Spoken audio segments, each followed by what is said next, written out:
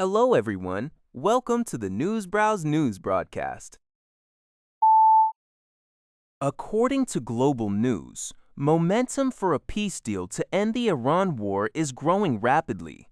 Key mediator Pakistan announced that an agreement is closer than ever and could be finalized within 24 hours. The deal focuses on ending the military conflict, temporarily putting aside nuclear issues. Meanwhile, U.S. President Donald Trump is scheduled to attend the Group of Seven G7 summit next week, where he plans to discuss collaborative efforts to demine the Strait of Hormuz. The vital shipping lane has been virtually closed to oil and natural gas shipments since Iran took control of it early in the conflict.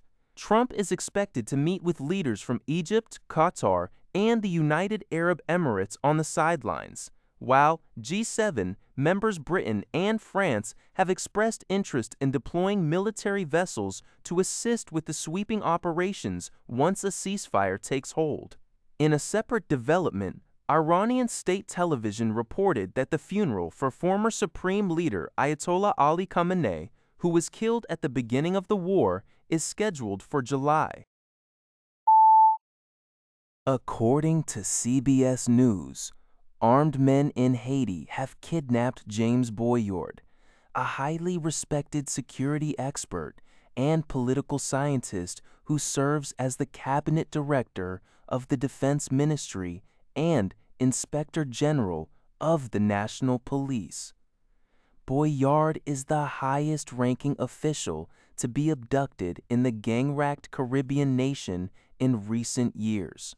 The kidnapping occurred in Boyard, an upscale neighborhood of the capital, Port-au-Prince, which was previously considered relatively safe. Currently, an estimated 70% of the capital is controlled by a powerful gang coalition known as Viv Ansam. Boyard had been tasked with helping rebuild Haiti's armed forces and implementing reforms within the national police. Security analysts suggest the high-profile abduction was carefully planned, potentially involving inside collaboration from someone close to Boyard's security detail. The incident reflects a worrying trend of gangs increasingly targeting public officials and individuals with dual nationalities, aiming to secure higher ransoms and deter. According to a report by Al Jazeera, the death toll in Gaza since the declaration of a ceasefire months ago has reached 983, with over 3,122 others injured.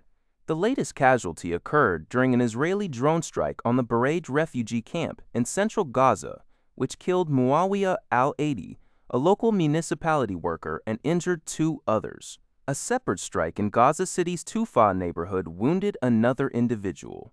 Despite the ceasefire technically remaining in effect since October, Hamas has accused Israel of repeatedly violating the terms and expanding its military control over more than half of the enclave.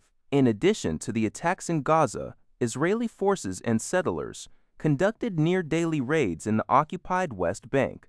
During confrontations near Bethlehem, troops deployed stun grenades and tear gas, causing numerous injuries. In Duma, near Hebron, a disabled Palestinian man was shot and injured. While Palestinian sources state Israeli forces were responsible, Israeli police claimed an Israeli settler fired at the man because he felt threatened.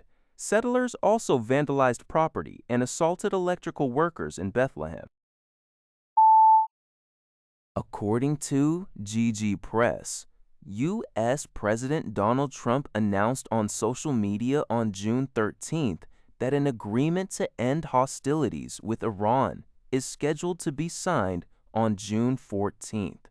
This development follows a period of conflict, which included U.S. and Israeli military action against Iran. Pakistan has been acting as a mediator to broker a peace deal between the United States and Iran. Trump had previously hinted on June 12th that a memorandum of understanding might be signed in Europe over the weekend. If the agreement is successfully signed as scheduled, it will mark a significant step toward formally ending the conflict and easing tensions in the Middle East. According to Sing Tao, Iranian state media has announced that the state funeral for the late supreme leader, Ayatollah Ali Khamenei, is scheduled to begin on July 4th in Tehran, with his burial set for July 9th in the holy city of Mashhad. This announcement comes at a sensitive time, as the United States and Iran are expected to soon sign a framework for a peace agreement. Notably, July 4 is also the United States Independence Day. Khamenei, who served as Iran's top leader since 1989, was killed in February during airstrikes conducted by Israel and the U.S. While Islamic tradition typically mandates immediate burial, the funeral was postponed from March due to unstable conditions. A 40-day national mourning period and the massive logistical and security challenges of managing an expected attendance of over 20 million people.